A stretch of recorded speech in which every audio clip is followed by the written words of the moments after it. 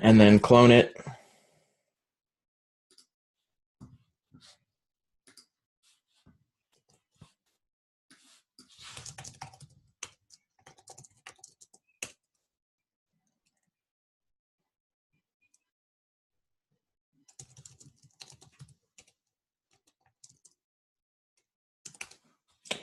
And then open it in Xcode. It's called Lambda Messages Theming. And you should all be able to run it. Go ahead and do that just to make sure it cloned okay and you've got it.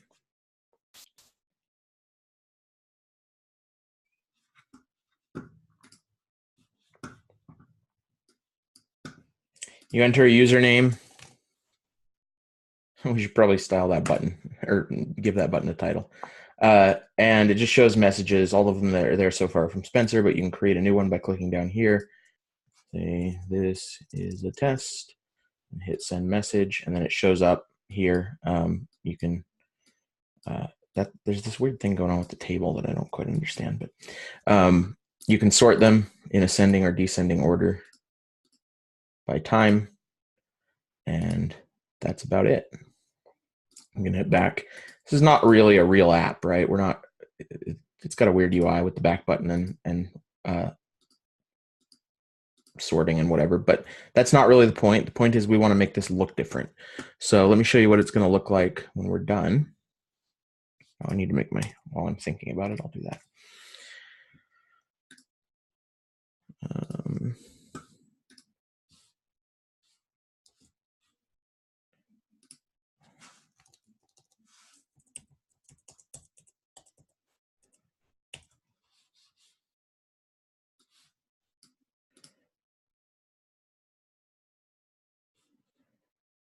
So when we're done, it looks like this. Just made everything, dark. We've added some red, like accent color. There's, you notice this button actually has a title now, and it's also using a custom font. But the app still does the same thing.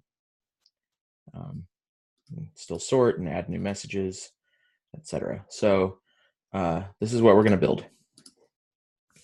All right. If you don't have the project cloned and open and running, please raise your hand in Zoom.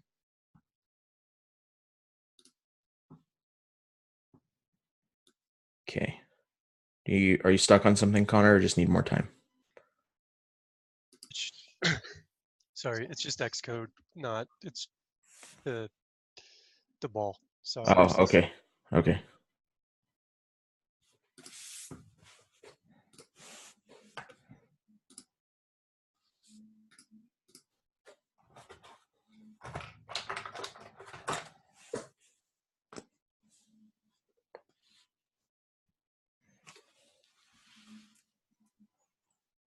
Okay, I think we should be good now. Okay.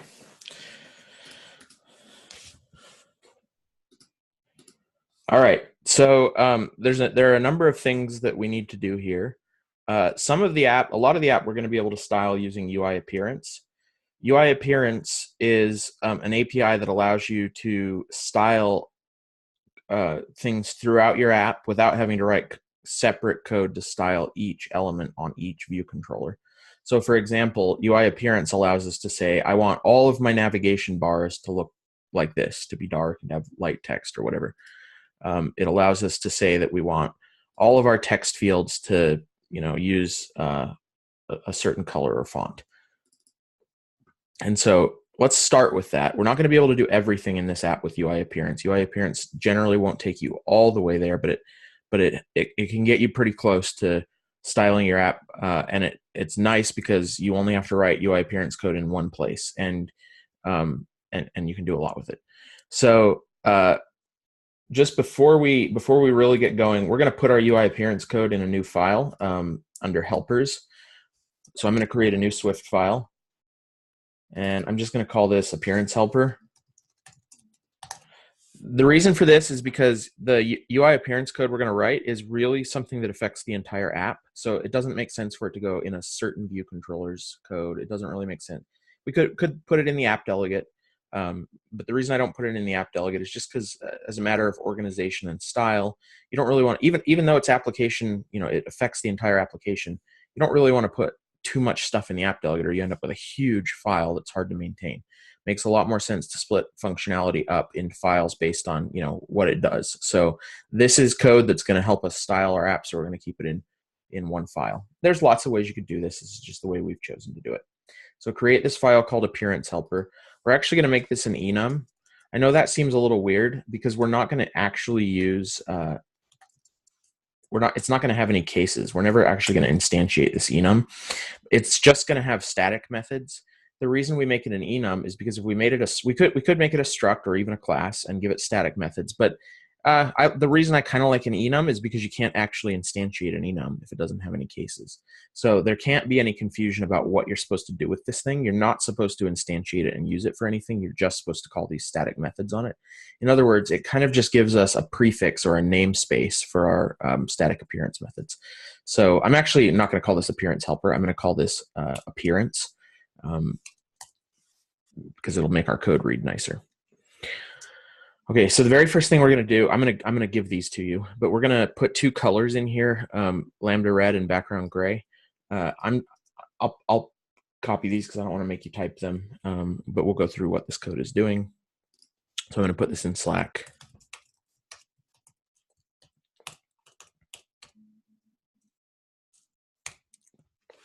All right, so it's in Slack.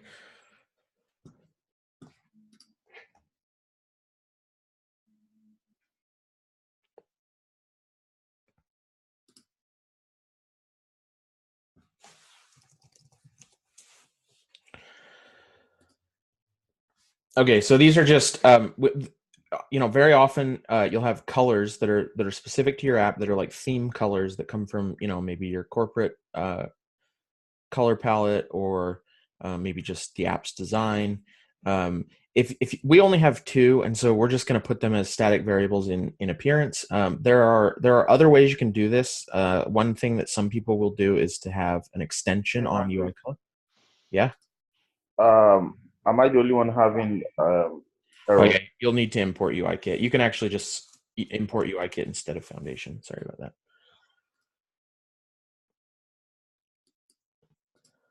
that. So lots of ways you can do this. One thing people will do is create an extension on UI color that has these as static properties on UI color. I like that idea, but we only have two, and I just thought we'd keep it simple for today. There are other ways you could do it too, right? You could make a separate enum or struct that had these, called colors or something like that. All right, so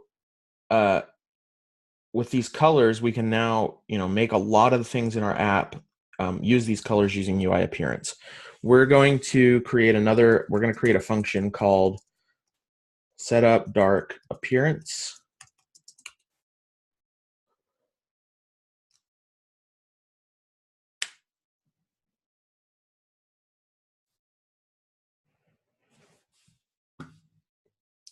And then we're going to go actually into our app delegate.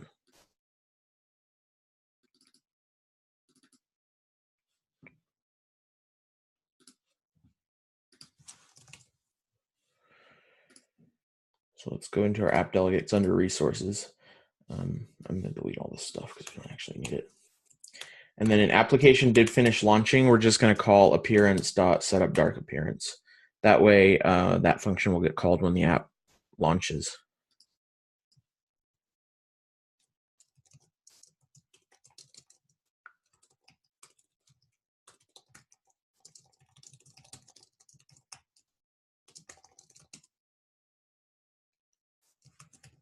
Sorry, just a sec. And now our function will get called. It's not doing anything yet, but we've set it up so that it's called. Okay, so what do we do in here? Well, the way UI appearance works is that you actually set, normally if we want to set, for example, the background color of let's actually start with our navigation bar. If we wanted to set the background color of a navigation bar, we would set its bar tint color property. So we can look in the documentation, go to UI navigation bar, and we see that it has this property called bar tint color, and this is the tint color to apply to the navigation bar background, and it's a UI color. And that's fine. But you set this on, this is an instance property, right? So you set this on an instance of UI navigation bar. Well, we want to make it so that any navigation bar in our app has the same bar tint color without having to write code for each one.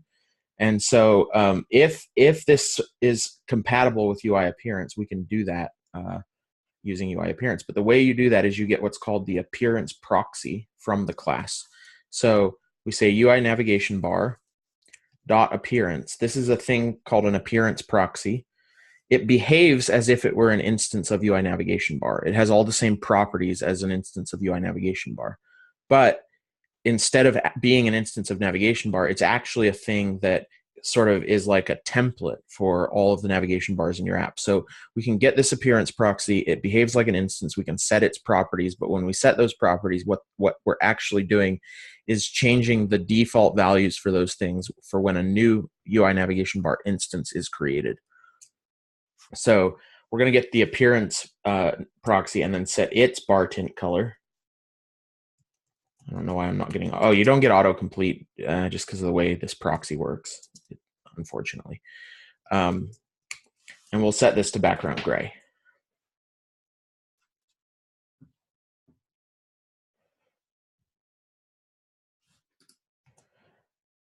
Okay, that's not very much, but let's just test and make sure it works, just to see if we're on the right track. And sure enough, it did. It made our navigation bar dark gray, and if we go back, this one should be dark gray as well. You should check to make sure this is working in your app too.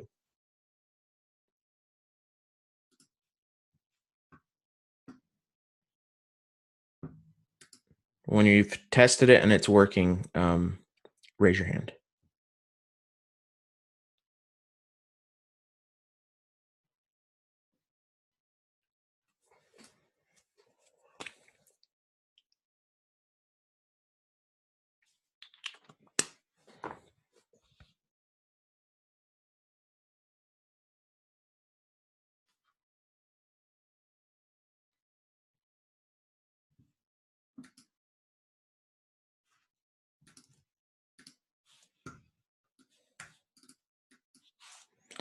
And if you're stuck, well, let us know. Pipe up.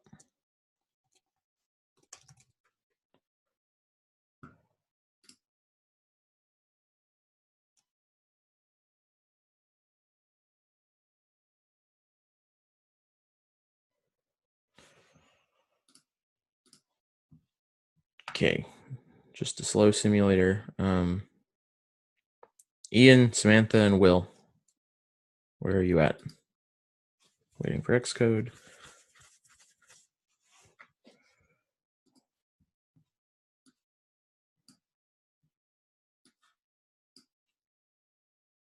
All right, we'll wait a second. Well, we won't run it again until we write a bunch more code, but I just want to make sure we're on the right track and everything's working so far.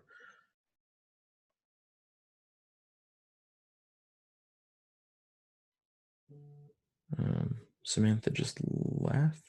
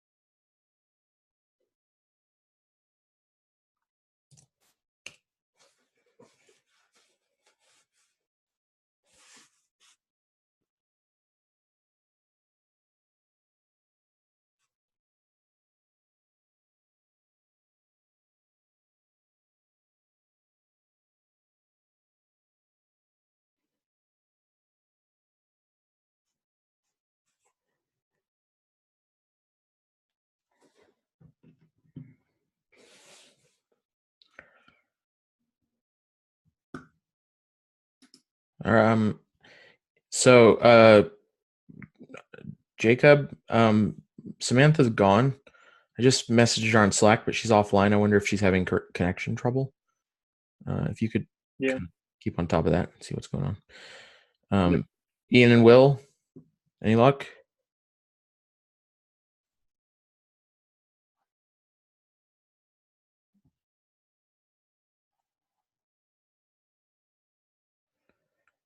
I'll take that as a no.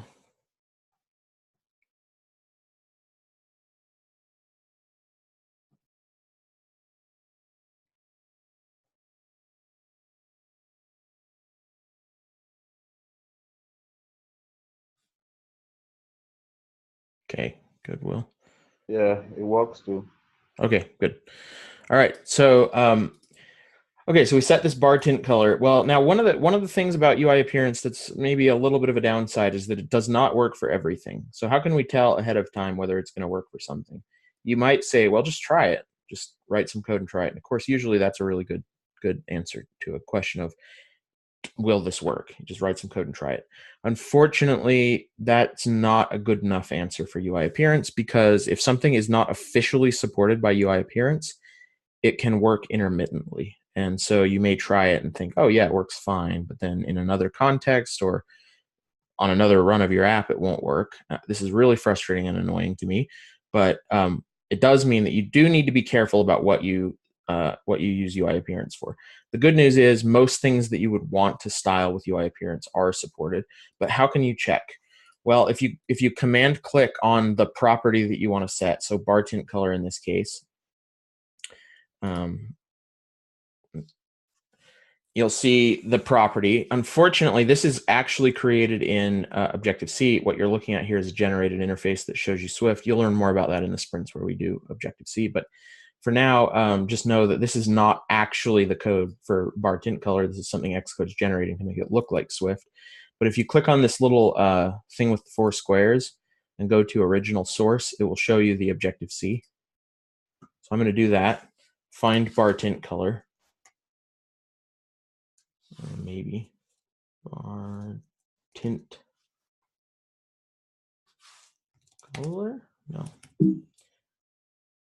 I don't know why it's not showing up. Yes, the weird scroll thing I couldn't figure out in time last night. There we go, bar tint color.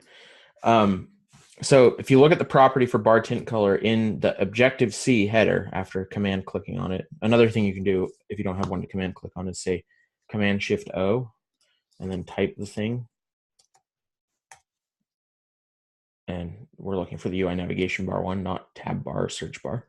And go to it that way. But anyway, the important thing is this says UI appearance selector. That means this API can be changed with UI appearance. So bar tint color is fine to use with UI appearance. It's not just properties that you'll see this on. So here's how you set a background image on a navigation bar. You call set background image for bar position, bar metrics. This is obviously a method. It takes 3 arguments. It's not a property, but it's also something you can configure with UI appearance. So you just call this method with the image you want and the bar position and bar metrics, and it's on the appearance proxy, and it works. If you read through this, you'll see that again, most of these properties are supported by UI appearance. Well, that's a little tedious, so you can do it that way. That's like really the real way to check to see if something is supported by UI appearance. But I'll give you just as a tip, there's a guy named Matt Thompson. He's the guy who created the NS Hipster site, if any of you have seen that. He was at Apple recently for the last 4 years, and then he actually left Apple I don't know, a month or so ago, and took NS Hipster back over from the guy who was running it, who incidentally is also at Apple now. But anyway, he keeps this gist up to date, and so it's not fully up to date. The last time he updated it was iOS beta 12, iOS 12 beta 3, which was a couple months ago, or a month ago maybe. He does have instructions here, so if you wanted to, you could generate it yourself by pasting this into terminal. But it's basically just a big list of all of the things that you can customize with UI appearance. So one easy thing to do is if you're customizing a particular control, you want to customize, for example, here we did UI navigation bar. Let's say you wanted to customize, UI button. you could come to this page, and these are the things that you can customize. So this is a good resource. Do remember that UI view is also basically almost, I think probably all of these are also UI views. They're subclasses of UI view, and UI view does have the background color property that's compatible with UI appearance. So add background color to all of these that you see. I'll post a link to this in Slack. It's a good resource. If you don't have the link, you can just Google like UI appearance. I don't remember, UI appearance properties or something like that, and you'll find it. I think NS Hipster actually has a whole article about UI appearance. There may be a link to it in there. I don't know. Okay, so now we have a way to look to see what else is configurable, but we need to figure out what we want to configure. So let's look at the app again. Right now it looks like this. We remember that there was more to it than that. So I'm gonna run the themed version again, just so we can look at it. In real life, you wouldn't have a themed version already, but you would have UI mockups. You maybe would have Photoshop files or sketch files that looked like this was supposed to look. So what else is there? Well, the button is red. The text field has a red cursor and black text. The text field and the button have a custom font. All of the backgrounds are gray, including the table view. Table views cells have custom fonts. The selector is red. This button is custom looking. The back button is red. So there's still a lot for us to do. So how do you break this down? We'll just chip away at it. So we'll just pick something and do that next until we get as close as we can. So the next thing I'm going to do is I'm going to change UI bar button items tint color. This is a UI bar button item, as is if we create a new message, as is this discard button. Let's set that to red. So we'll say UI bar button item dot appearance dot. The way you set bar button items color is using its tint color property. We'll set this to lambda red. I don't necessarily want all of you to run this because some of you have slow simulators, but on my machine you can see that it's now red. And if we go to the create message screen, this one's red too. So that's the beauty of UI appearance. We didn't have to go into each of these view controllers and go into the storyboard and change the color of this, or go into the view controller and write code to change the color of this. We can write that code in one place and it becomes a template for all bar buttons in the app. All right, so what's next? Well, how about we change the segmented control, which is this thing that allows you to change ascending and descending. We're going to make that red as well. Well, actually, before we do that, we should probably make our labels white because they look kind of weird right now. So, well, I don't know. It doesn't really matter. We can just chip away at it. Maybe I'll do segmented control. So UI segmented control dot appearance dot tint color, not toggle italics, tint color equals lambda red as well.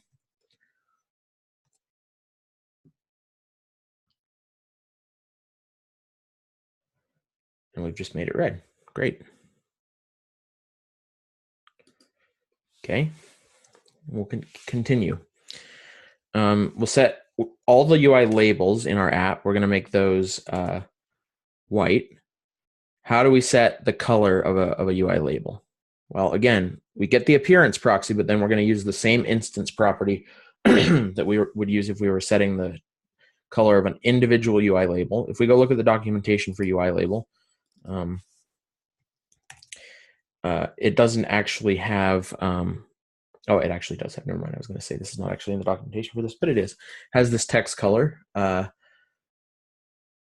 That seems promising. If you're using styled text, assigning a new value to this property causes the color to be applied to the entirety of the string in the attributed text property. We'll get into attributed text a little bit later, but yeah, blah, blah, blah. If you want it to just be a portion of the style, then don't worry about it.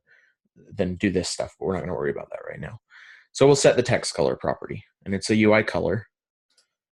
So we'll say dot text color equals UI color dot white. Because this is a UI color, it is implied that we're giving it a UI color, so you can actually leave that off and just do .white. And you may remember that from like the first day of the intro course. This saves me so much code because I've been doing all my like objects individually custom that way for like the longest. So appearance is great. Yep. Yeah, this is nice. This is much better than having to do it in every file in your app.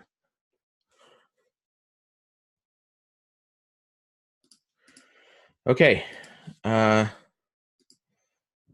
So that is our labels. You don't have to run this because, again, I know some of you have slow simulators, but I just want to show you what it looks like because we're certainly not done yet.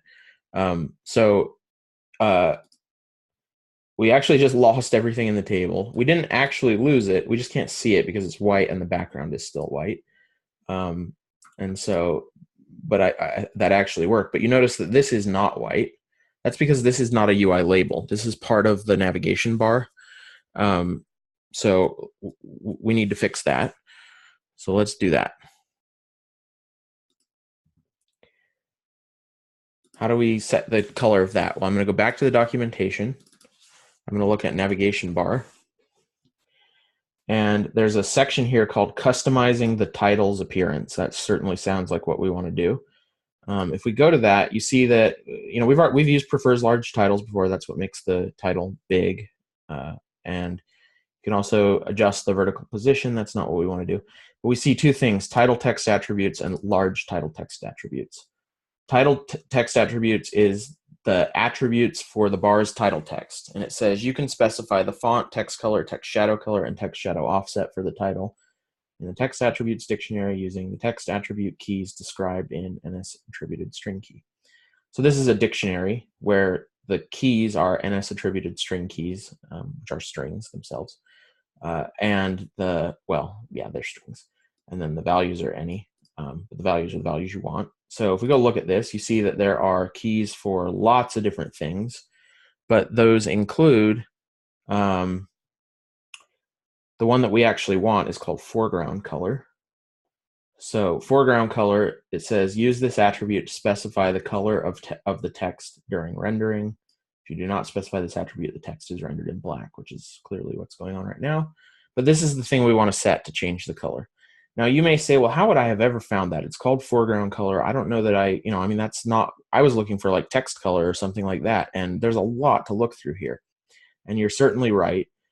Partly it's memorize it because you'll be doing this pretty often. Foreground color is a common attribute that you set both using UI appearance and also when you're creating attributed strings, which we'll talk about briefly later in the lesson.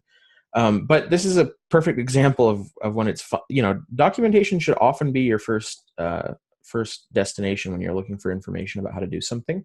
But there's nothing wrong with using Google or Stack Overflow, because I know if you search for how to style, how to change the color of a UI navigation bar title, first result would be a Stack Overflow answer that told you how to do this. And that would be fine. But we now know we can set UI navigation bars, appearance proxies, title text attributes to a dictionary with NS attributed string key dot foreground color, and that's the key. And then our value will be the color, so UI color dot white. If we go back to the documentation, we'll also see that there's large title text attributes. This is the same thing. It's the text attributes, but it's specifically for when it's showing a large title. So you can actually have the attributes be different for the large title versus the small title.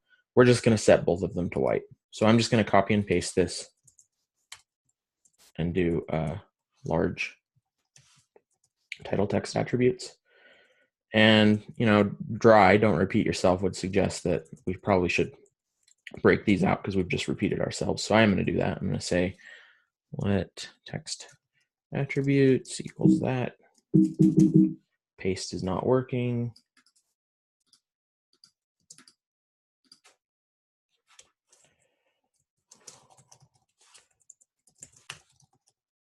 And now we haven't repeated ourselves. So there we go.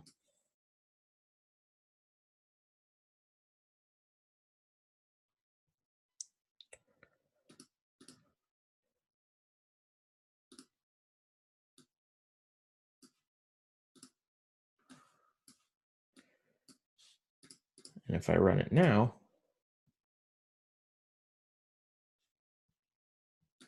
simulate over here so you can see. Look, it looks good.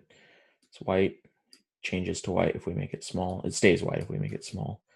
And we're in good shape.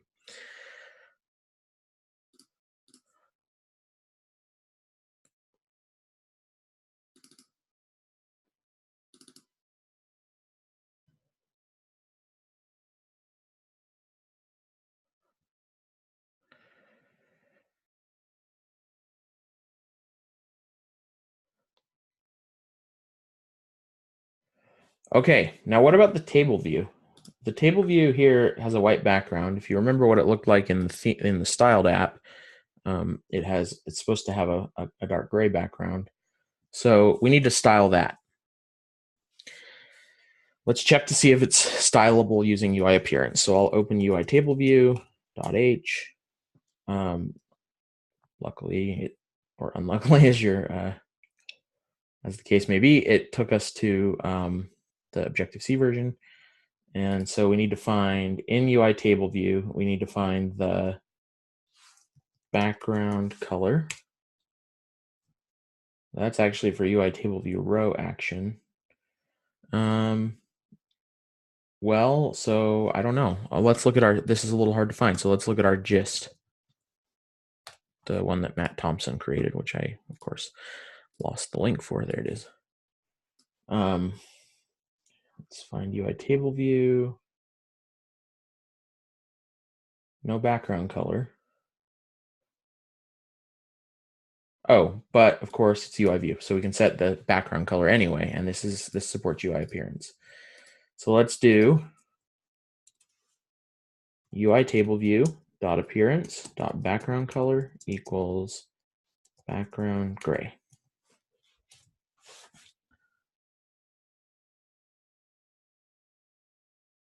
It doesn't look right. So what's going on here? Does anybody know what's going on? Why did our background color not change to gray? I'm going to call on somebody if somebody doesn't answer, so pipe up if you think you know. I think you have to do view. You have to like make the view background color dark. What explain that more. Which view are you talking about? So the table view, I think, is a subview of UI view, right? Yeah, it's a subview of the UI of the view controller's main view. You have to make that gray. Like I think you have to make all that gray, probably in the delegate. Well, let's try it. Let's just say UI view dot appearance dot background color equals background gray. Just set all the UI views background colors in the app. Might not be what we want, but let's try it. Well, sure enough, it made the background color gray. It also made that look completely wrong. This looks a little weird now, although we haven't really finished that screen. This looks super weird. That's supposed to still be white. Okay, so, I was wrong. Well, you actually weren't wrong. It didn't work. It didn't work the way you thought, but yeah, I mean, you were onto something there, right? This did make the table view gray. So, but it just had a lot of negative side effects. So how can we make and by the way, assuming that UI table view that the UI table view is not transparent, you should be able to set the background color of the table view. But remember, it also has its own subviews, and its subviews are UI table view cells. So each of these rows is actually a UI table view cell. And so I think we need to set the background color of those to gray. So we could do UI table view cell dot appearance dot background color equals background gray. And that works. Oh. Except for up here, that's still a little wrong.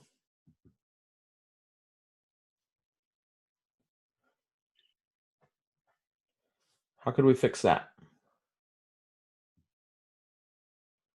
Well, I don't really know what this is, right? It's this view that we put in here. It's a segmented controls view, right? It's a segmented control. Yes, segmented controls, though, are actually kind of transparent. What it really is a segmented control Is it a header view? Inside of a view, but yeah, it's a header view. So how could you figure that out? Well, there's something that we're gonna cover this in 2 weeks in more detail, but I just want to briefly cover it now because it's really cool.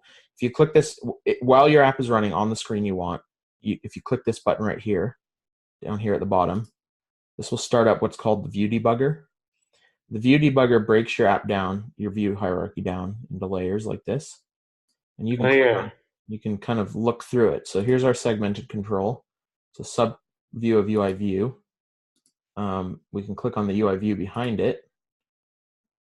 That's actually the segmented control. Click on the UI view behind it.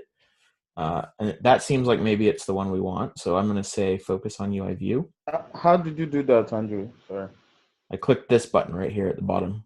Okay.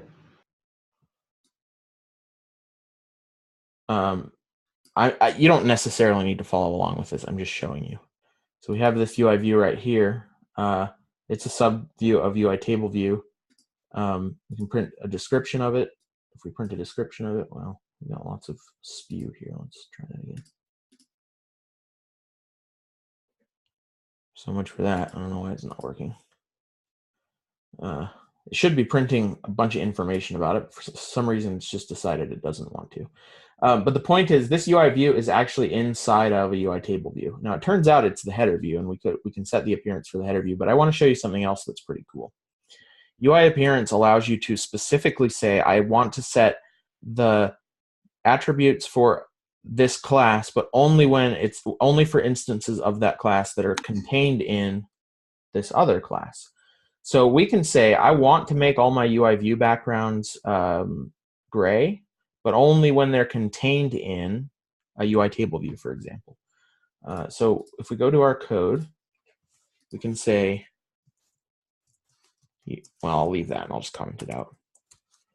UI view dot appearance when contained in instances of, and in here we'll say UI table view dot self. Yeah, dot self. Right. And then we'll set the background color on that to background gray.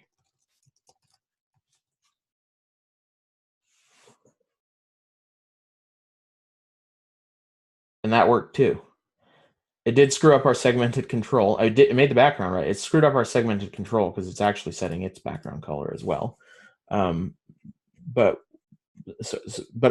we're actually not going to use this right here. But it's just, I just wanted to show you that that is a thing. So if you wanted to say, well, I want my UI views to have background color, but only when they're UI views that are contained inside of a table view, you can do that. UI appearance lets you do that. That's really complex. Well, I don't know that it's that complex. I mean, I like it. I'm just saying, like, I didn't even know that was there. I never even saw that before. Oh, right. Well, yeah. So, but the place where this becomes even more powerful is when you realize that there's no reason you can't create subclasses for your container views.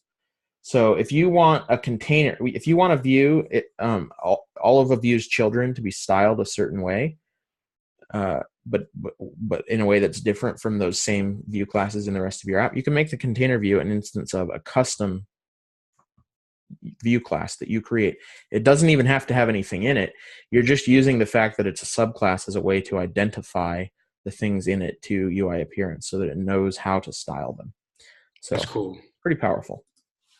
But it didn't quite work. We could fix that, right? We could make it so the segmented control worked correctly, but we could actually do that by setting UI segmented controls appearance background color back to what it's supposed to be. But it turns out that's actually a header view. So we can do, let's see, UI table view. Oh, let's do this.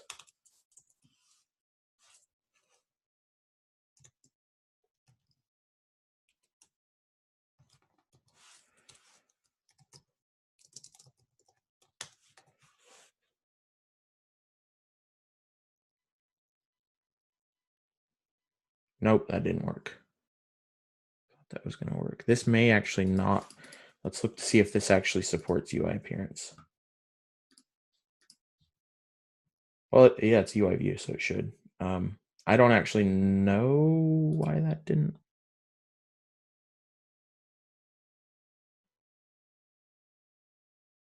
I'm going a little bit off script here, so I'm not too surprised that that didn't work. But we'll fix this later. We are going to have to write some code for stuff that UI Appearance doesn't support. So let's put that on the list.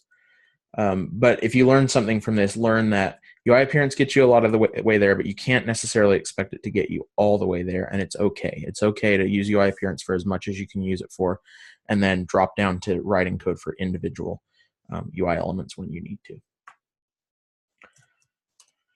Okay, so we're close though. What else do we need to style? Let me find where I'm at here. Well, one thing you'll notice is that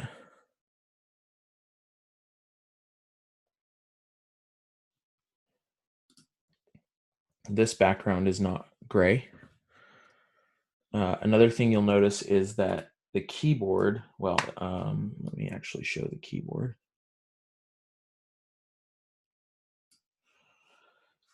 Is white, and maybe that's fine, but it would probably look nice if it were dark when the whole app is styled, and it gets used on this screen too. Right. So can we make the keyboard dark? Well, yeah, the good news is yes. If you want to style your keyboard, you can, at least for UI text fields. There seems to be a problem setting it for UI text views, but we'll get to that in just a sec. So if I want to set the key, it's the property, we could go look at the documentation, but I don't want to take too much time on that for each property. We can set the keyboard appearance to dark for text fields. That's a property on a UI text field, not on the keyboard, not on UI keyboard. And sure enough, it's dark now. So that's what we wanted there.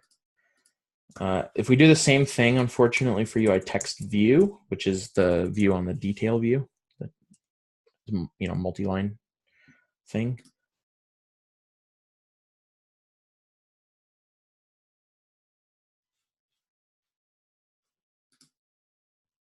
The app crashes when we go to the detail view. And it even says, if you see this thing, file a radar, which is Apple's bug tracking system. If you see this, please let us know, file a bug with us because something went wrong. I probably should do that. I haven't done that.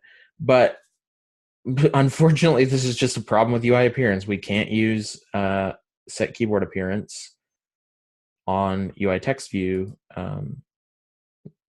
or it crashes. So what do we do? Well, we take this out, and we'll deal with it later. We'll deal with it in regular code instead of in UI appearance. Okay, so we set the keyboard appearance. There are two other things we could set. We can set the tint color. So if you look at the themed app, and again, I know I keep showing you themed app in real life. You'd have designer mockups. This has a red cursor. How do we give this a red cursor? That's also the tint color property. You'll find that lots of different controls throughout iOS have this tint color property. And it means, often tint color is going to be like, if you have an accent color for your app, you're going to set things to have that as their tint color. And it depends on what does tint color mean? Well, it means different things for different controls. For UI text field, it means that's the color of the cursor. For bar button item, it means it's the color of the text. For segmented control, it means that it's the color of the segmented control. It means different things for different types of controls, but it's kind of Apple's way of saying this is the accent color. And so anyway, just if you're thinking, well, there's no cursor color property on text field, step back a little bit and, well, let's see what happens if I set the tint color. You'll also of course find that if you Google. But let's do that. We'll say UI text field dot appearance dot tint color equals lambda red, and we'll do the same thing for UI text view. It will work here. We can set the tint color on UI text view. That's specifically a keyboard appearance thing where it crashes.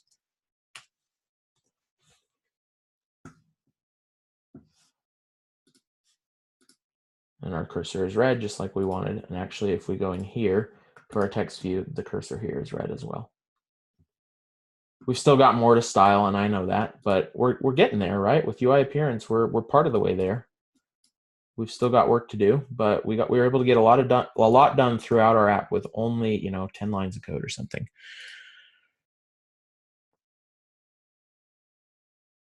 All right, so here's what we're gonna do.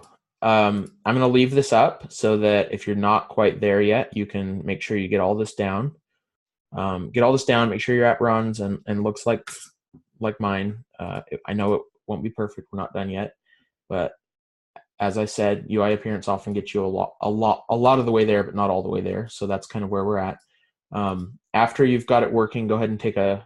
I'm actually going to say a 10-minute break, just because I want people to get a break. So if you have to spend 5 minutes getting this going, you'll still get a break.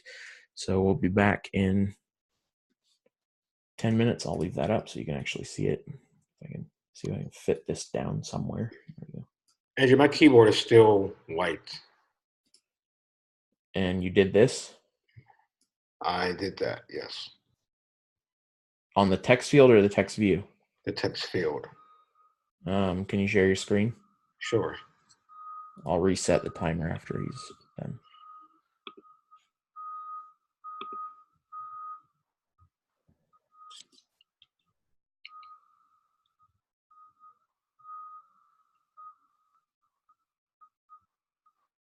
Sorry, my text is very big. I tried to shrink it. It's okay. That's fine. Yeah, that's a text view that you're looking at. Yeah, I mean, but the key. No, the thing you're looking at right there is a text view. We only set the keyboard appearance for text field, which is on the username screen. Got it. Okay. So if you hit back. There we go. Sorry. That's it. All right. Go ahead and get that working. I'll share my screen again so you can see it. My keyboard doesn't pop up. Is there a reason why that? Yeah, go to in simulator. Let's see if I can get simulator. Go to hardware, keyboard, and then toggle software keyboard. You can also hit Command K. Perfect. Thank you.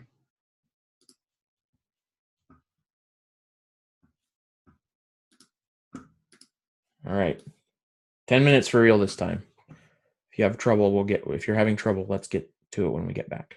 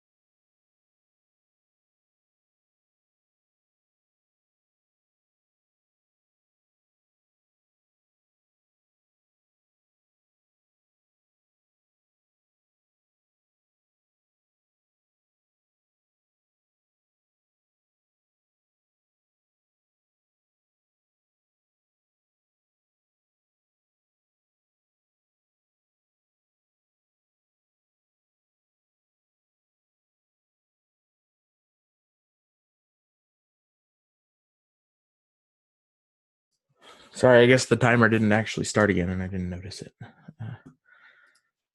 But we're back.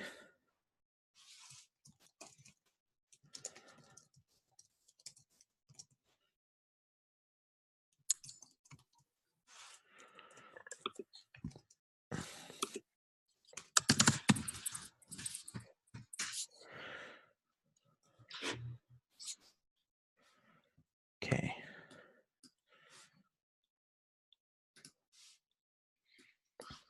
Give everyone a second to get back.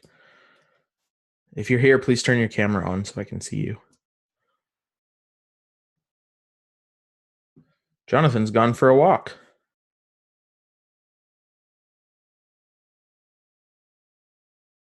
Okay, great. I'll text him. No, he's here. He's just on his phone out for a walk.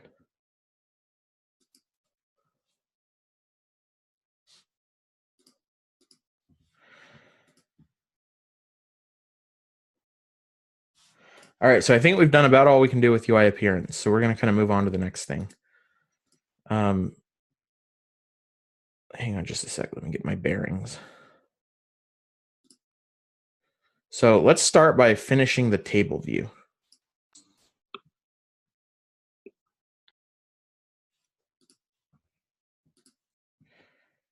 So we're going to open up our table view controller. It's the message, it's the message list view controller.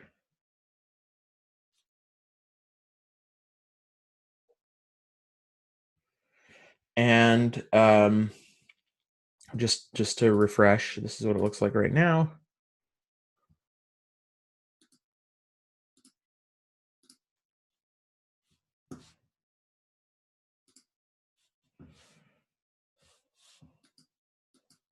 Well, this button is wrong. The font is not what we want it to be. If you look at the here, the font is correct. It's like this typewriter font, and I think that's the major things. Oh, and the header up here is still kind of wrong.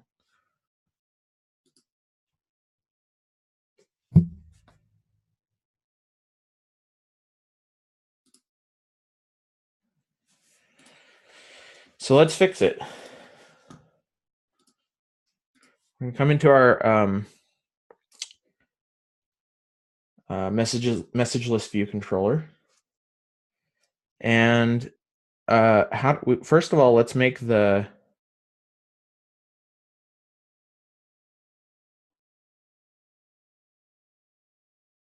I'm looking at what I want to do here.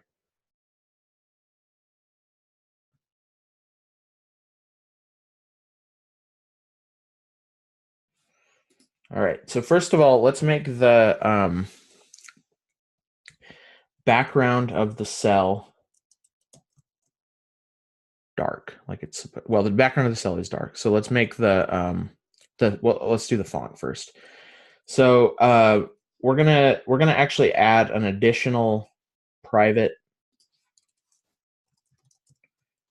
function called style cell. And this is just going to take a UI table view cell in, and it's going to configure all of the style stuff for it. And so we'll just call that right here before we return a cell from our self-erode index path. We'll style it with our private style method. We could, of course, do it all right here, but it's just kind of nice to break this into a separate function with a name so that it's easy to tell what's going on, and it keeps this method pretty short.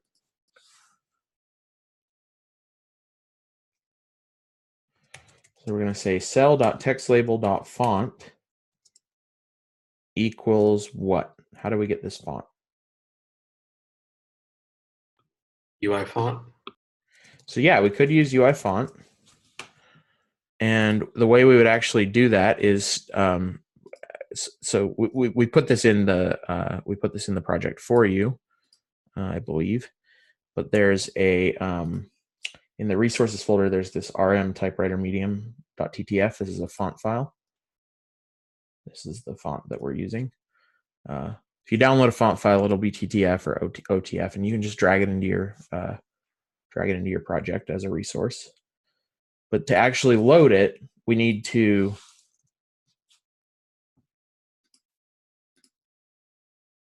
there's one other thing. We should have just done this in the Guided project. I'm going to change this for next time because I don't actually want to provide this to you. But if you go look in the info.p list, we've also added this key for fonts provided by application, and that's just an array of the fonts that the app comes with. So you actually have to do that too when you add a custom font. But that's already been done for you, so you don't need to do this. I'm just showing you what was done. All right, but we can use UI font. So if we wanted to load that, there's UI font, just like we can load an image with by name, we can load a font by name, and you have to use the same name as the actual font. It's not the name of the font file. So you might look at this and go, well, how do I even know the name of the font? Well, the easiest way to find that is to actually to install this on your Mac. There's multiple ways you can do it, but the easiest way is to actually install this on your Mac. So if you have it in Finder, you don't have to. I'm not telling you all to do this. I'm just showing you how you could do it. You open it in Font Book. You don't even have to install it, but open it, and the name that you see up here is the name of the font. So it's not necessarily the name of the file. It's the actual name of the font the file contains. One file can actually contain multiple fonts, but in this case it doesn't. So this is the name we're going to use. Is the weight case sensitive in the string? It's not that the weight is case sensitive. It's that this is the name of the font. Got it. Yeah. Okay. And yes, it's case sensitive.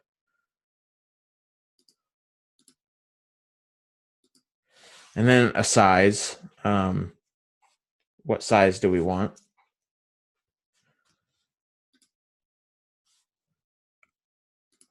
Could experiment, say 30. So this would actually work, and if you run this, you don't need to run this because this is not how we're actually going to do it, but I'll show you that it will work. Yeah, so now the text label is the right font. The detail text label is not, but we haven't set that up yet. So that worked, but it's not very generalized. We don't really want to have to do this every place we use this font. For one thing, if we want to change the font that we're using throughout the app, we'd have to go find every place that we use this and change it. So instead, we're going to put another function in our appearance helper. We're going to call it application font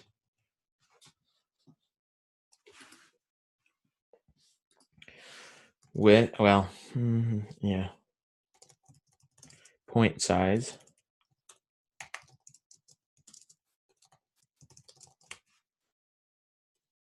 And it will return a UI font. And why? Oh, because I do that all the time. And so in here, we can say,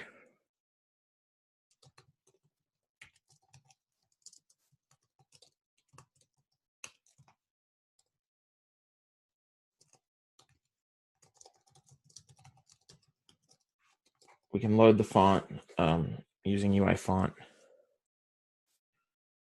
and then just return it. We're going to update this method later. That's why I'm leaving these on 2 lines, but this will work. And UI font returns an optional. Sorry, the name initializer for it does, because maybe that you pass in a string that doesn't correspond to a font that the app has. But this is one of those cases where if this doesn't work, it's because we forgot to include this font in our app or something like that, and it would be better to fail and crash right when we try it. So we'll just force unwrap it. And now in our messages list view controller, we'll instead say appearance application font, and we'll make it size 30.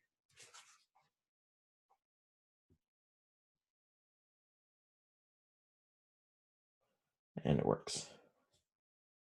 Can you change this the point size of a font after you've initialized it? I don't remember off the top of my head with UI font. You can using UI font metrics, but I don't know if you can do it. We're going to do that a little later, but I don't think you can just set it. No, it's a read only. No, so you can using UI font metrics, which we're going to do a little later. You do that using if you happen to see this, creating or getting a scaled font. That's another piece of documentation that talks about how to how to make your font scalable, and that all has to do with dynamic type, which we're going to cover in this project. But anyway, you can't just set the size later. So can I see the application font code again? Yeah, there you go.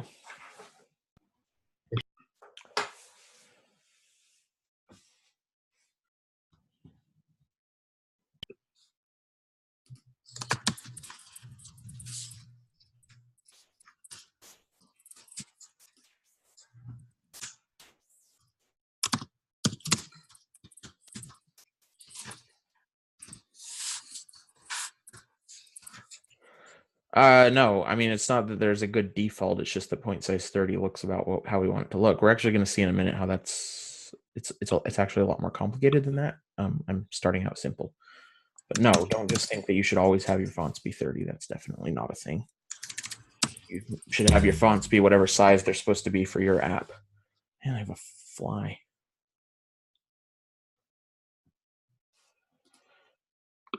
But that was a good question, Jonathan.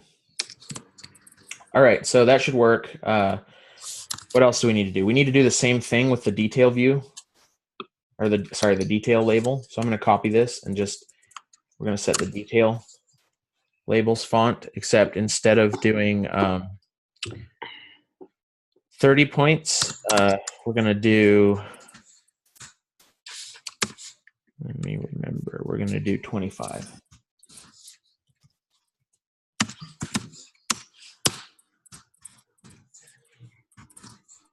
It's detailed text label. Oh yeah, detailed text label, sorry. Yeah.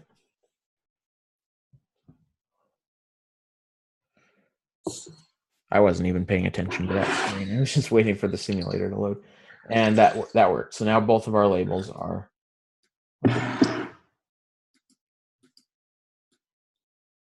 don't know what this scrolling thing is about. That's super weird.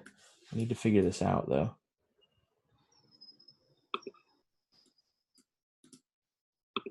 Maybe I wonder. I've never seen that before. I don't know what's interfering with that.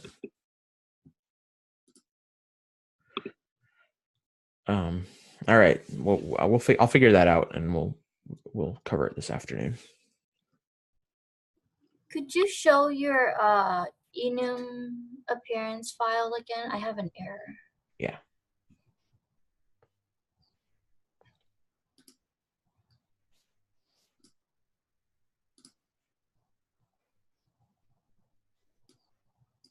Why don't we just have like a variable called font in the private function style and equal to UI font named RM typewriter medium size point size? So I explained that a little bit before, but because there's going to be more than one reason for this. We're actually going to, I should maybe lead off by saying this code right here. Yeah, it's only one line of code that just returns UI font. It's about to get significantly more complicated, but even if it weren't, that's like a font that we're going to use throughout the application. It's not just going to be for text for table view cells. We're going to style our buttons that way and stuff. So, if nothing else, if we wanted to change that font, if we've just used UI font everywhere throughout the app, we're going to have to go change every place we initialized the UI font. Again, another reason is it's a stringly typed API. You pass a string in here to get the font you want. That's a lot of opportunities to misspell this. So don't repeat yourself with strings. Suggests that we should confine that to one place where misspelling can only happen once. And then similarly to how we have these colors defined here, well, we want the font to be defined as part of the system-wide appearance instead of scattering that definition throughout the app. Does that make sense? Yes, it does. Thank you.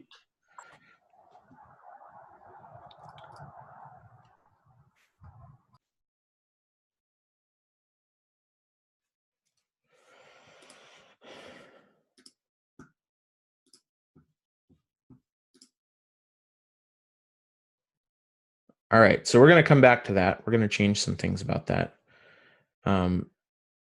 But for now,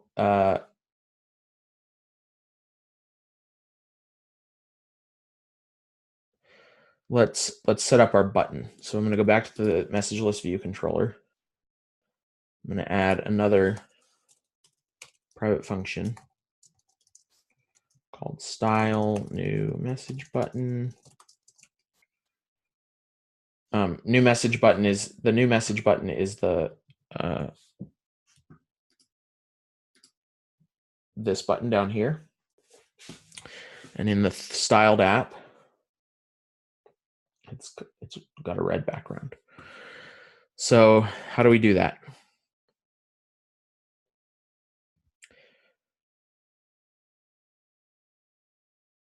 How do we make the background red? Set the title color. The title color, you think? So can you do that at appearance level? No, I don't think you can. Well, you could, but that's not. This is not the title. This is the background. Oh, background color then. Yeah. So we'll set the background color to appearance.lambda red. Now, why not set the why not use UI appearance to do this? It's extraneous. We only need it in one place. Yeah, that's fair. That's fair. It may be that we don't want all of our buttons to look like that. We're also going to do more to it that we definitely don't want all our buttons to do. So the other thing so if I run this now, it's not going to look the way we want, but it's getting closer. Oh, except that I forgot to actually call this. So we'll call this from view did load.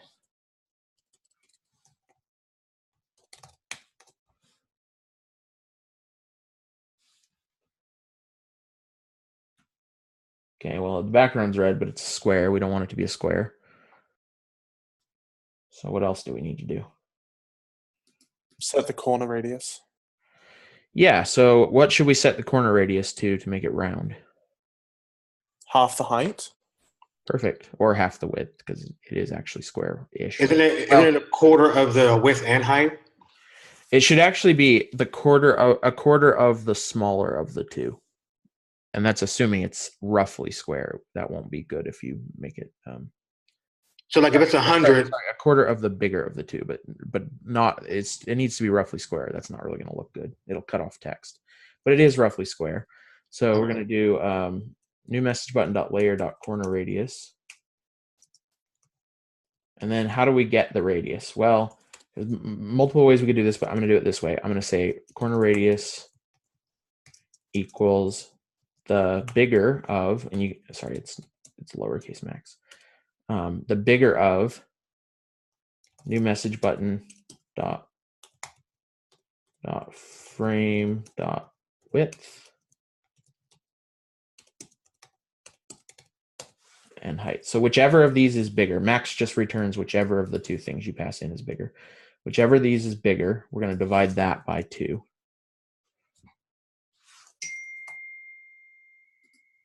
And then we can set our corner radius to that. The layer's corner radius. And then it should be roundish. I actually can't see it super well.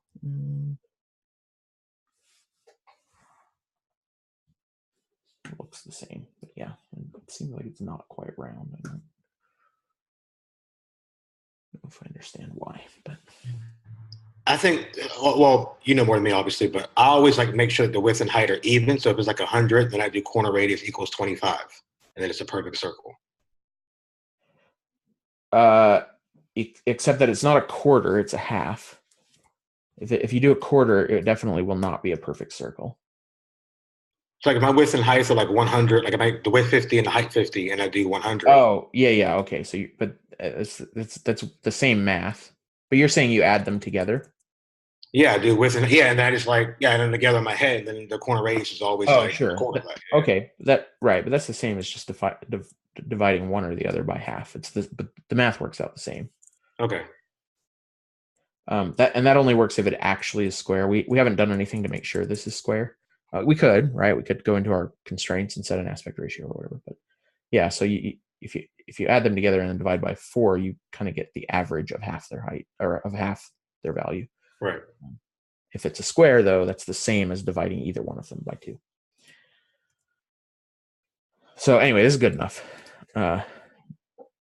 So now we've fixed our button. What else is not quite right about our table view? We still have this problem with the header view, or this is actually not the header view. I thought it was, but it's not. So we still have a problem with our the background for our segmenting control being white. And I think this is actually just showing through to the background for the view controller's view. So all we're going to do is in our view did load, we're just going to say view, which is the view controller's main view. This is the super view of everything else. Dot background color equals appearance dot lambda gray. No, background gray.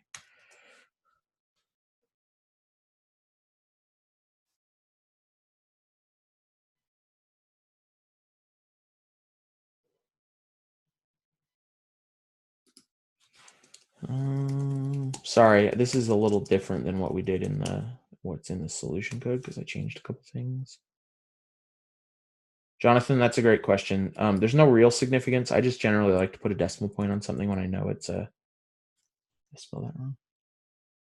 Oh, background color. I just generally like to use put the decimal point on something when I know it's a float, supposed to be a float, but the result will be the same. Is that because Objective-C doesn't have doubles? No, Objective-C does have doubles. Okay. It has nothing to do with Objective-C. It just has to do with the fact that this number is a floating point number. In fact, it's a double. It's actually CG float, but that's a type def for a double. And I don't know. There's just something about me that doesn't like putting 2 when this looks like an int. It will get turned into a CG float by the compiler, but saying 2.0 makes that explicit. Hey, Andrew, random question. Your message button, did you do the constraints programmatically or you did it on the storyboard? They're done on the storyboard. Oh, thanks. You can open it up and look at them. Oh, it actually does have a square aspect ratio constraint. I didn't remember that.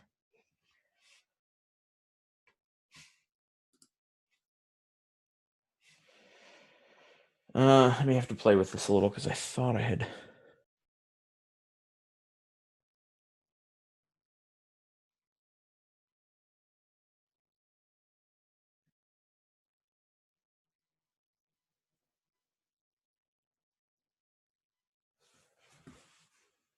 Sorry, guys. Give me just a sec.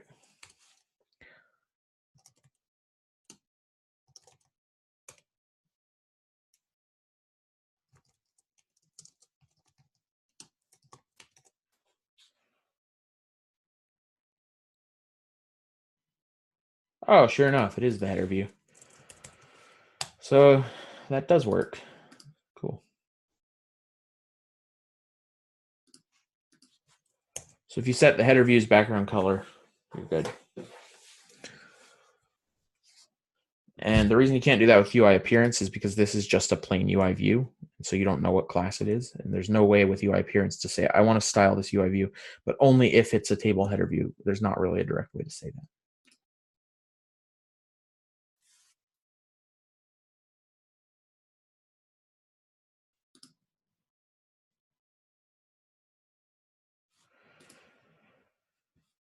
Okay, so this is probably a good place to catch our breath. I think we've gotten the table view done. So I want to make sure everybody's caught up. Please build your app, make sure the table view looks okay. I know the scrolling is screwed up. We'll figure that out. And also your button should look good.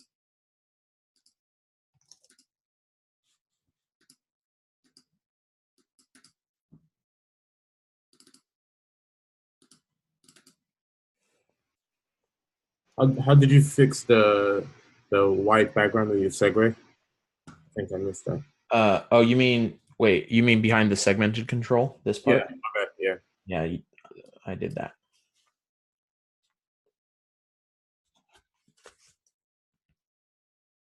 You can also set the background color of that to transparent, right? Yeah. Of the header in the storyboard editor. Oh yeah, right. So I'm a lot of what we've done here, you could not the UI appearance stuff, but a lot of these specific theming things you could do in the storyboard.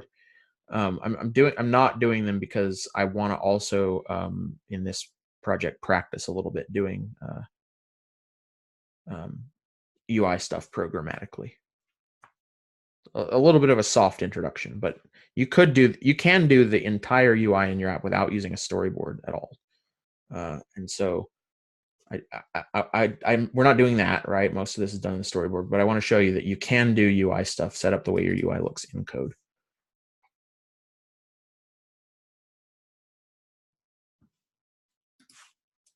Andrew, I wanted to ask you, this is a personal preference. Why do you prefer storyboard as somebody who knows how to do things in code so well?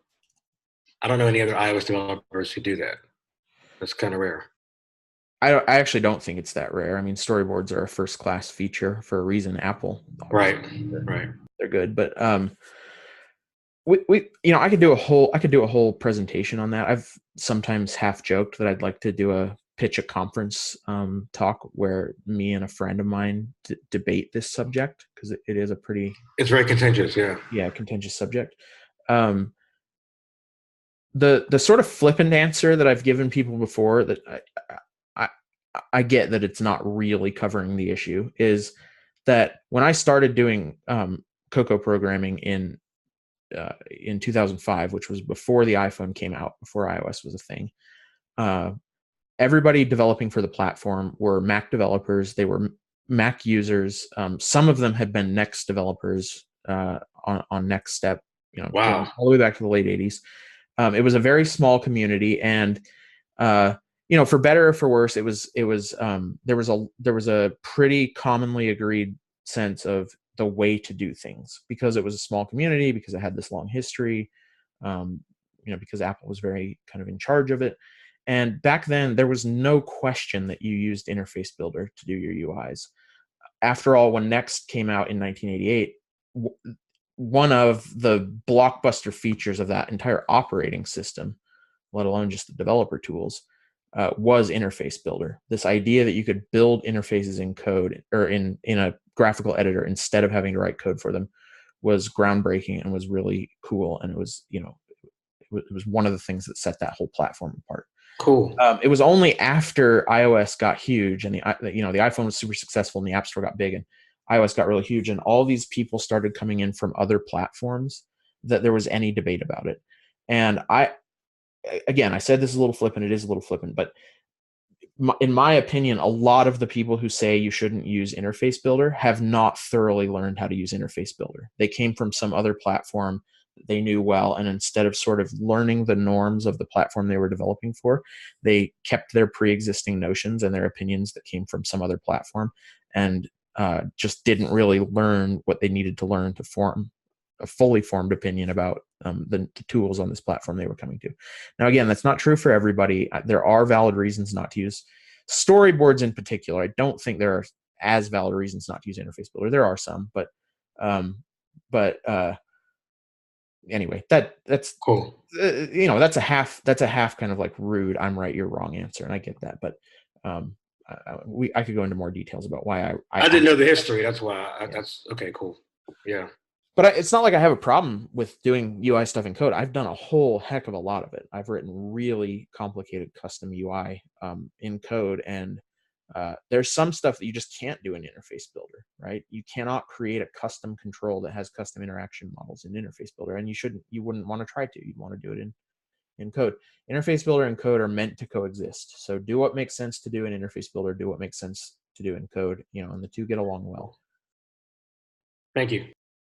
Simon, that's a good question. Storyboards are something you edit using Interface Builder, but there's actually another file format called a zib, XIB, which I tentatively be covering on Wednesday. I may actually change that up, but we'll cover it at some point during the course.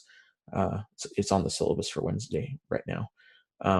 Storyboards are more full-featured in the sense that they have segues. You can have multiple view controllers in one storyboard and segues between them. Whereas zibs are essentially, to give a simple answer, they're one view controller per file, and no segues. But zibs, they're also called nibs, are the much older format. Storyboards only came out in iOS 5, which now was quite a while ago, but it was 3 releases after the OS came out. or after the developer tools came out, and have been around on the Mac since Mac OS 10 came out, and we're on Next Step since the very beginning. So storyboards are really the newer technology, and they have some downsides that nibs don't have that we'll cover when we cover nibs. So, okay, let's get back to this. If yours is not working, I'm going to assume most people's are working. If yours is not working, please raise your hand.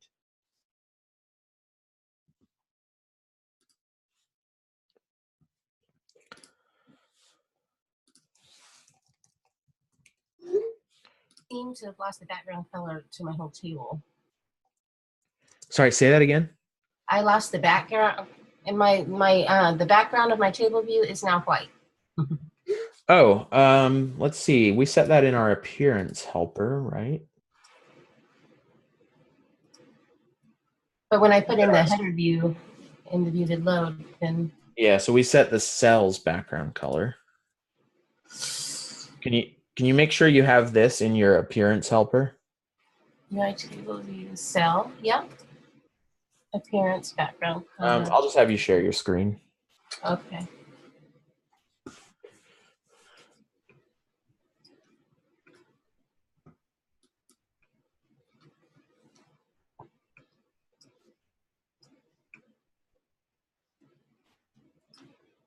Okay, so there's my cell.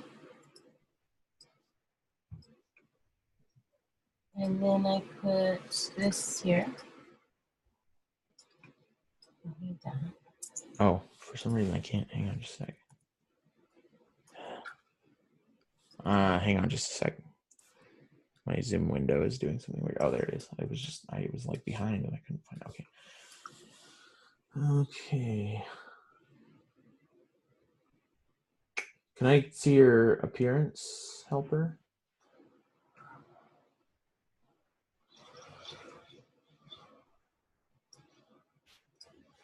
Can you run the app? Sure, yeah, I think I just need to share the whole screen.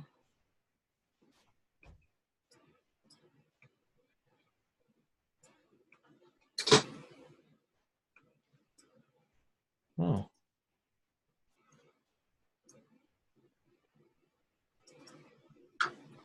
That's a little weird.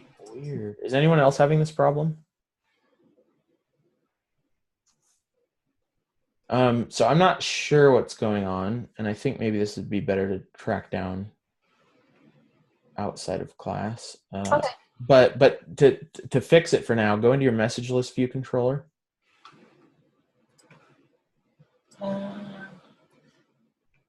Okay. And then in your style cell, just do cell.background color equals appearance dot background gray in there.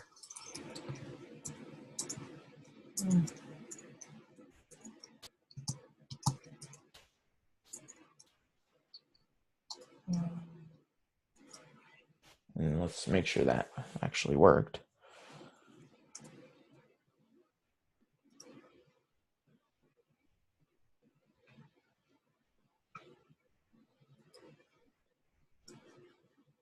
Okay.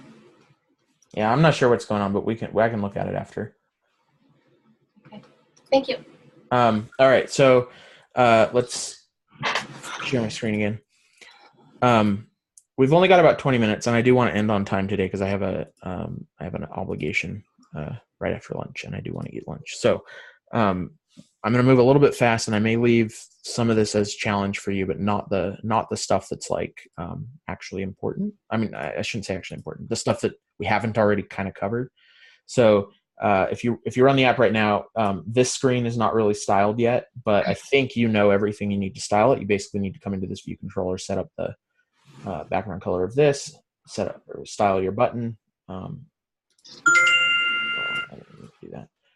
And then this screen is same thing, right? We just need, but you could do that in these view controllers. But one thing that we also wanted to cover in this lesson is the concept of dynamic type. So dynamic type is a system on iOS that allows your user to have control over text size. And it's really kind of an accessibility feature. So some people have vision that makes it so that they can't see small text as well, and so they want to make their text bigger. I actually saw a really interesting. Somebody tweeted some statistics from analytics. Let me see if I can find them so I get the details right. Maybe this might have gotten put in the lecture content. Spencer did the lecture content for today, so but I'll put it in Slack.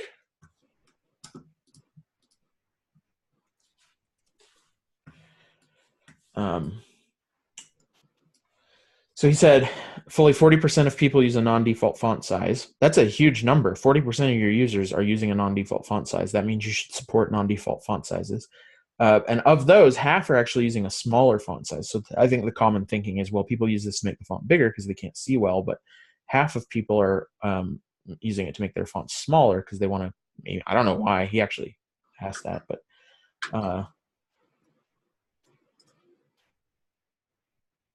interesting. But I don't know. They want to fit more on screen or something. So if we do this right now, so you actually can go into settings. And I've got a lot of apps on my simulator. I need to clear it out one of these days. You can go into general, accessibility, and you can turn on larger text. This is actually, well, you don't have to turn this on. This actually makes it so you can make them really big. But this slider down at the bottom allows you to change the text size. So right in the middle is the default, and you can actually see as you drag it that text size here changes. So we can make it really big. We can make it really small. By default, it's right in the middle. I'm just going to make it bigger. Is there somebody talking that needs something? Oh, no, it's okay. Okay, so I'm going to make that big, and then if I go back into my app, I'll even relaunch it just for good measure. My text sizes should be bigger, right? Well, if you look, this one actually is bigger, but none of the text in my table view is bigger. I'm not actually making it so that the user's setting is respected, and that's probably a bad thing, right? That means I'm a bad citizen. It means for 40% of my users, I'm not doing what they explicitly asked the system to do.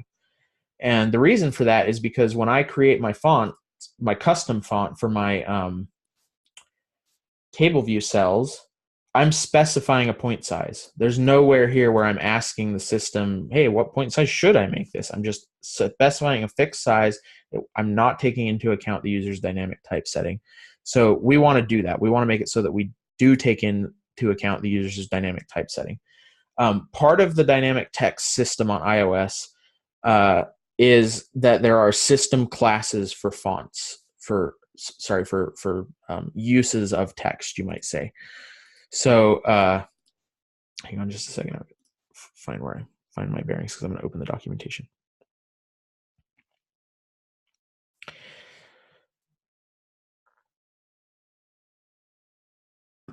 So if we look at the UI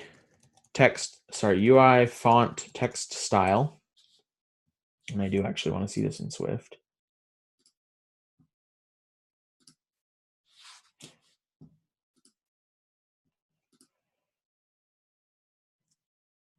Where are those? They're not in here.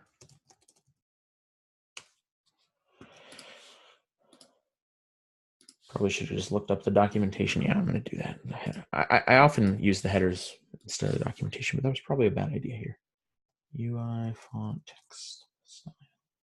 There are a bunch of these that are provided for you: body, callout, caption 1 and caption 2, footnote, headline, subheadline, large title, and then 3 different sizes of titles.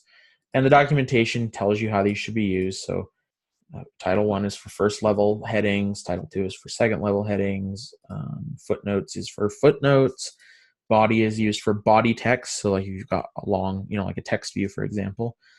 Captions is for captions. Sometimes your text is not necessarily going to fit exactly into one of those categories, so you're just going to have to do your best with it. But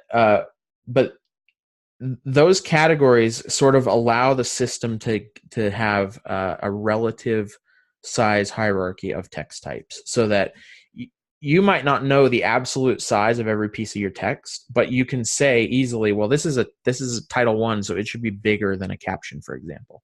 And the system knows that too. So we're gonna take advantage of that. We're gonna make it so that our in our appearance helper, our application font function is going to take a text style as well.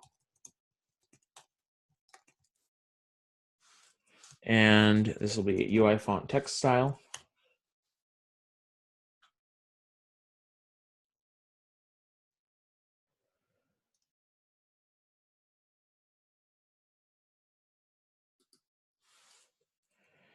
And then we're going to use an API called UI font metrics.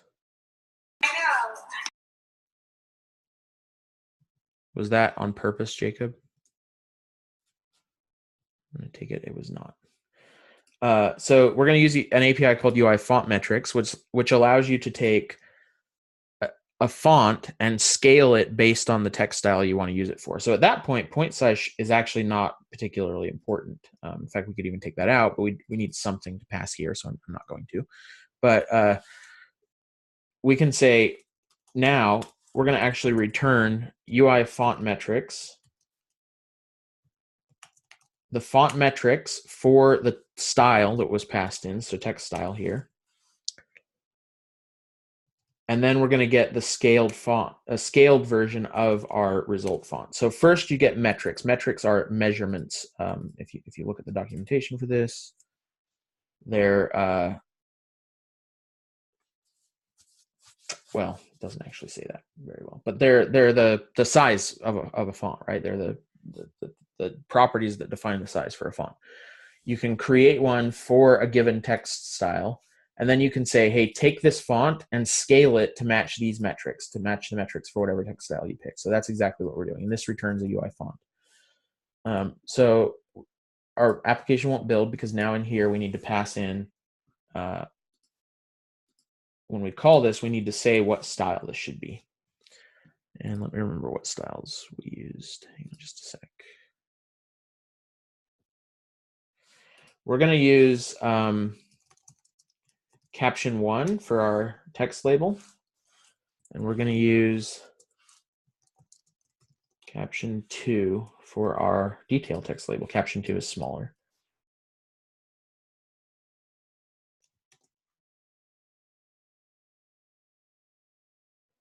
And now if I run the app, you see those are actually significantly bigger, right? And if I come into my settings now and I adjust this way down all the way to the bottom and then go back to the app, they're small again. They also got yeah, you actually have to implement a method to reload the table view so that we restyle these cells. That's a little beyond the scope of the discussion today, but I'll post something about it on Slack. But they did get made smaller. So we're basically supporting dynamic text. We do need to fix a little bit to make the colors not revert to black, but that only happened because we changed it while the app was running and did not reload the table view. You can actually be informed when there's been a change to that, and then call your reload table view or whatever you need to do. Could you show your app delegate again? Thanks. Yes. The app delegate? Sorry, no, the appearance helper, my bad. Oh, yeah. Appearance, that is the appearance helper. Oh, yeah, there we go.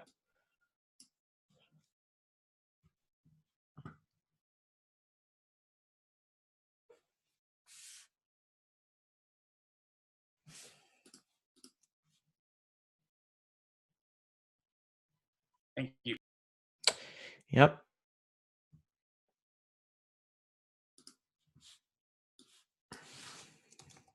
Just a sec, I just need to remember something.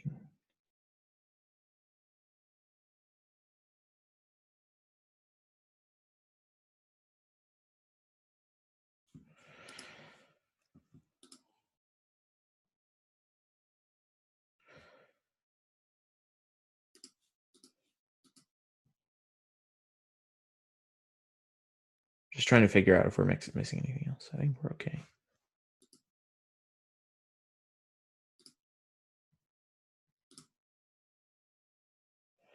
Okay, so we've got 10 minutes left, but that's not quite enough time to cover all this. So I'm basically going to give it to you as a challenge, and then a little later this afternoon, I'll post solution code for this whole project, so that if you got stuck or couldn't do it, you'll be able to look at solution code. But as a challenge, style this screen and oops, that's not. I keep doing that.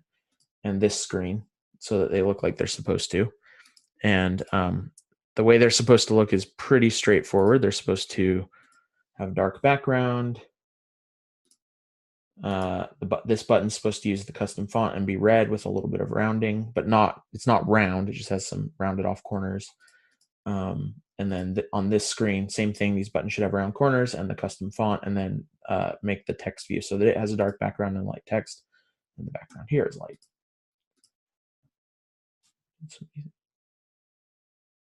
Yes, just a sec, Samantha. So that's your challenge. Either work. You don't need to get it done before you go to lunch, but you could work on it until you go to lunch, and then maybe work on it a little bit after lunch. Of course, you've got your project as well, so you'll have plenty of chances to practice this. Let me go back to. Sorry, you want this one, I think.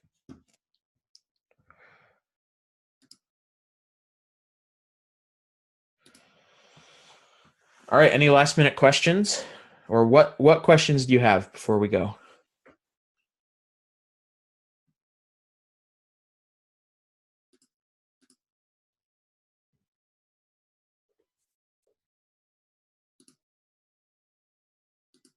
None. Well, I guess that's good. All right, well, let's why caption 1 and caption 2? That's a great question. I mean, at least you could make an argument that those are kind of like captions, but really it's semi-arbitrary. You want to use one of these styles because then the system knows what size it should be, and it will base that size on the texts. It will base the size on the text style you've chosen and the setting that the user has chosen in their settings for text size. By the way, I didn't show it. I guess we might as well. If you turn on larger accessibility sizes, you can make it really big, like absurdly big. But for people who have very poor vision, that can be really helpful. And so it's now quite large. You want to tell the system what size this is without specifying a point size. We're still specifying a point size here. I think I'll find some good way to take that out for the next run through of this guided project, because I think it's confusing. But these are actually being ignored right now, so we could change this to 10 and rerun it. And they're still, actually it did make it 10. Oh, that's not what I expected. Well, this becomes relative because it's scaling. And there's a way not to do that. That's why I didn't change it on the fly. But you're telling the system what style this is, and then it uses, in Appearance Builder, it uses that style to figure out how to scale the font depending on the user's setting. And really the important part is that there's sort of a hierarchy of text styles. So we looked briefly at that list. But there's body, call out, caption, etc. And it's not so much that Title 1 has a fixed size, it's just that it should be bigger than Title 2. And Title 2 should be bigger than Title 3. Caption 1 is bigger than Caption 2, but you would expect both caption fonts to be smaller than any of the title fonts, for example. So you're just giving the system some information about what that text is being used for. Now, of course, your text is not always going to neatly fall into one of these. Some of them, it will. Maybe you've got a long document and it has title text in it. Well, that probably is a title. Body text is going to be like, if you're doing an ebook reader, all of the text for the main text in the book is going to be body text. If you've got captions under photos, well, that's pretty obviously a caption. But I get that that's not always true, and this is kind of one of those cases. So you just kind of have to pick. I mean, conceptually, what is this? Is it a caption? Is it a title? I don't know. We could make this title. Maybe Title 2 and Title 3. Title 1 is pretty big. And maybe that looks okay. So there's no substitute for trying things. Yeah, that looks reasonable. There's no substitute for trying things, and sometimes your text is not going to neatly fall into those categories, so you just sort of have to figure out what makes the most sense for you. I hope that answered the question. Any other questions? Okay, great. Have a good lunch, and be back after lunch at noon to start on your project for the day. Thanks, Thank you. Andrew.